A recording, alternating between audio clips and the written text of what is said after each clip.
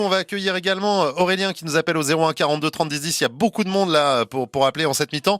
Aurélien, ils sont pas à la hauteur ce soir ou c'est plutôt un problème d'arbitrage? Ah non, non, mais c'est les deux en fait. Genre, Ah, les deux.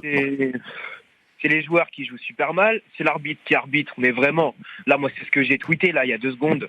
J'ai lâché un petit message sur Twitter en disant, mais c'est pas un match de foot, c'est un théâtre. C'est un théâtre, quoi, c'est pas possible, c'est une pièce. C'est quoi cet arbitre? Qu'est-ce qu'il nous fait?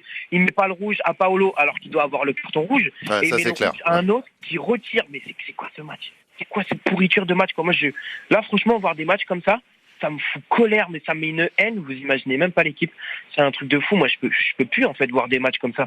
Des matchs avec des arbitres qui font n'importe quoi. Et là, je parle de notre match, mais il n'y a pas que notre match.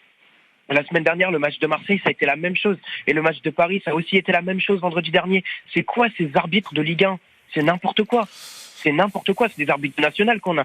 C'est plus possible. Il y a une grosse partie pour l'arbitre, mais il y a aussi une grosse partie pour t'as deux joueurs. Là, il y a 2 buts qui sont sous responsabilité des 2 joueurs qui sont pas en état.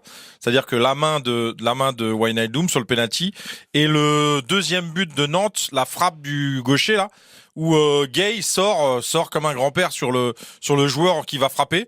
Et du coup, le mec frappe. Alors, il arrive en retard, il arrive quand même à la toucher, mais s'il met juste 5% de plus d'énergie, le ballon passe pas, il y a pas de but. Et en fait, c'est ça le problème, c'est que dans l'implication et dans la détermination mentale de ces 2 joueurs qui sont pas forcément en état physiquement, et derrière il y a pas, et si tu mets pas tout ce qu'il faut contre des équipes qui sont toujours à 200% contre toi, et aujourd'hui voilà, tu perds 3-0, ils ont été plus dangereux que le Real de Madrid en un match complet. C'était il y a 4 jours. Non, mais c'est un truc de fou, quoi. C'est encore frais. Ils ont mis 3 buts là, mais ils auraient pu mettre plus de buts encore. On va prendre Jawad de nous avoir appelé. On va reprendre Aurélien qui est vraiment dégoûté, qui trouve qu'il y a vraiment un problème au niveau de l'équipe, mais aussi de l'arbitrage.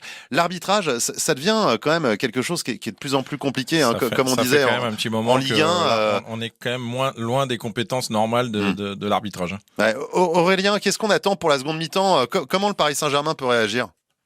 Comment le PSG peut réagir? Déjà, en prenant notre coach qui est en train de faire, mais vraiment de la merde. C'est-à-dire que là, ce coach, pour moi, je suis désolé, mais si Paris vient se faire éliminer en 8e de finale contre le Real, il doit partir. À un moment donné, il doit partir. C'est juste pas possible. Certes, on a gagné 1-0 à l'aller. On a mérité évidemment la victoire. Ça, je ne le conteste pas. Ce que je vais contester, c'est l'efficacité des joueurs de devant. Encore une fois, ça s'est vu aujourd'hui, puisque les 2 joueurs qui ont tiré pour marquer, soi-disant, ça a été arrêté par Alban Lafont. Ils ont tiré sur Alban Lafont, parce qu'on ne peut pas dire que Alban Lafont, il a fait un super match. Il a juste arrêté des ballons qui lui venaient dessus. Donc c'est pas non plus un super beau match de sa part. Et aussi, par rapport au coach, c'est n'importe quoi. Il fait n'importe quoi, mais vraiment, Pochettino, c'est je pense que toutes ces dernières années, c'est le pire coach qu'on a eu de l'histoire du PSG pour l'instant. Tu vois, depuis l'histoire Qatar, depuis le début du Qatar. À mon avis, en tout cas, c'est le pire coach. Après, je sais pas ce que vous allez en penser, mais pour moi, je suis désolé, mais c'est la purge de ce club, le coach pour l'instant. Moi, je pense pas. Là, je suis en pause ce soir. Eric Rabessandratana, on n'en pense pas du coaching. Moi, je veux pas me mouiller. Non, mais après, c'est sûr que moi, je l'ai dit. De toute façon, j'ai dit que cette saison, c'était la pire en termes de spectacle, et je trouve aucun intérêt au match du Paris Saint-Germain. À part le Manchester et puis le Real où c'était intéressant. Sinon, le reste, c'est triste de dire ça quand on pense que t'étais sur le terrain, que t'es capitaine de cette équipe que t'aimes. Je prends aucun plaisir à regarder cette équipe du Paris Saint-Germain jouer, tellement on est à des années-lumière de ce qu'elle devrait faire. On devrait voir une équipe qui expose tout le monde, mais qui joue au football, qui donne du plaisir, il y ait des enchaînements, des choses comme ça. Il y a rien là. Là, il y a absolument rien du tout. Et là, je rejoins les supporters qui sont frustrés parce qu'avec ce qu'il y a dans cette équipe, dans le vestiaire, tu te dis mais c'est pas possible d'avoir un spectacle comme ça. Surtout cette saison où on s'attendait à quelque chose d'exceptionnel avec l'arrivée de Messi, on rappelle. Non mais heureusement que t'as Mbappé, parce qu'Mbappé c'est s'il fait pas 50% de différence pour cette équipe, mais t'as jamais 13 points d'avance, et je peux te dire que t'es à la lutte avec les autres.